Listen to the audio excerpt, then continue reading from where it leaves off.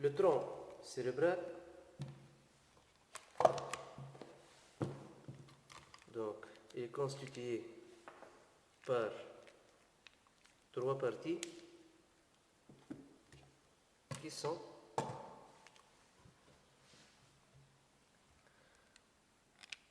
le mésencéphale, métencéphale et myélencéphale. Mésencéphale,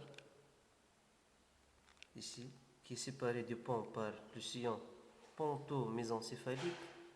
Le pont qui est séparé de la moelle allongée, ou appelé aussi bulbe rachidien, par le sillon bulbo-pontique. Ici en avant, ce sont les corps mammillaires. En arrière, il y a les 2 colliculus supérieurs et les 2 colliculus inférieurs. Les colliculus supérieurs présentent des relais optiques, alors que les colliculus inférieurs présentent des relais auditifs. Au niveau du tronc cérébral, donc, il y a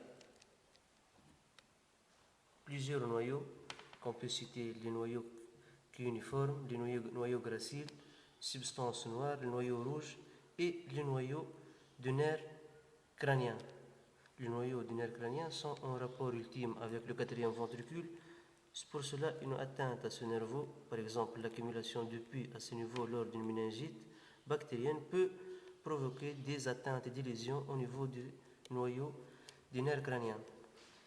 Les nerfs crâniens sont au nombre de 12 paires. Le premier nerf, ici, c'est le bulbe olfactif, qui constitue le nerf olfactif.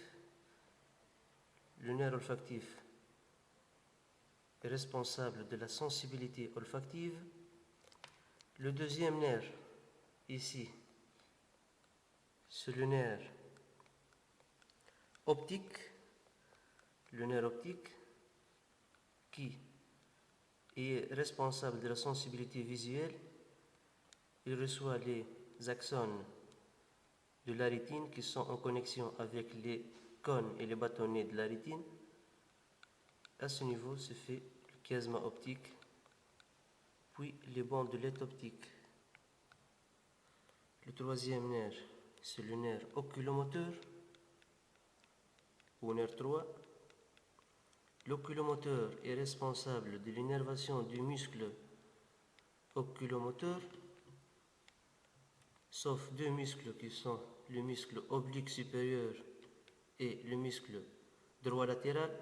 Le muscle oblique supérieur est innervé par le 4e nerf, qui est le nerf trochléaire, qui provient de la partie postérieure du mésencéphale et passe en avant.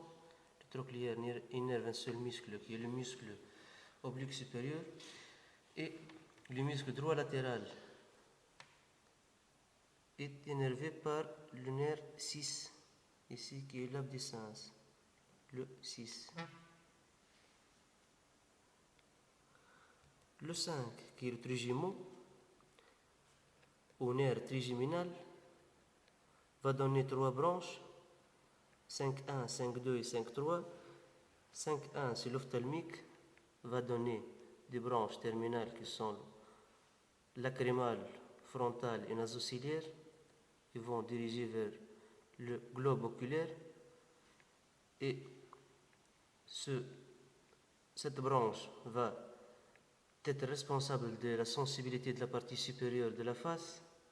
Une deuxième branche qui va donner, qui est 5.2, le maxillaire, qui est responsable de la partie moyenne de la face, sensibilité de la partie moyenne, et la troisième branche, qui est la branche mandibulaire, qui est responsable de la sensibilité de la partie inférieure de la face et la motricité du muscle masticateur, qui sont les muscles ptérygoïdiens médial, ptérygoïdien latéral, le masséter et le temporal.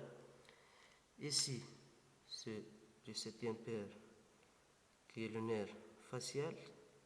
Le facial est responsable de la motricité du muscle de la face. À côté de lui, existe un autre nerf qu'on appelle le nerf 7 bis ou le nerf intermédiaire qui n'est pas représenté ici et qui est responsable de l'innervation motrice des glandes sublinguales, submandibulaires et glandes lacrymales. Ce nerf, c'est le nerf 8, qui est vestibulo-cochléaire, qui présente deux branches, branche vestibulaire et branche cochléaire. La branche vestibulaire est responsable de l'équilibration, alors que la branche cochléaire est responsable de l'audition.